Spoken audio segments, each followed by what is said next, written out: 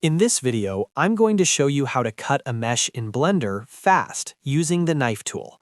This is one of the quickest ways to make clean custom cuts on your model, whether you're shaping geometry, adding detail, or preparing a mesh for further editing. If you want a simple method that works fast and gives you control, this is the one to learn.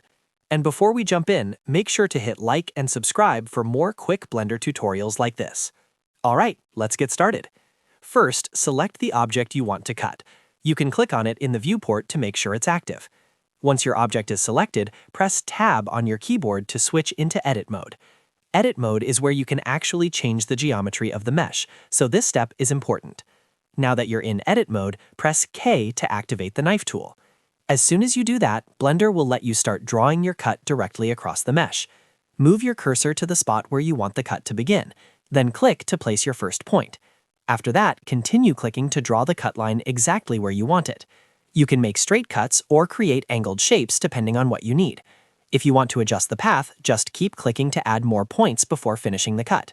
When you're happy with the line, press Enter to confirm the cut. Blender will apply the new geometry to the mesh right away. And that's it. You've successfully cut a mesh in Blender using the knife tool. It's a fast, simple technique that every Blender user should know, especially if you want more control over your modeling workflow.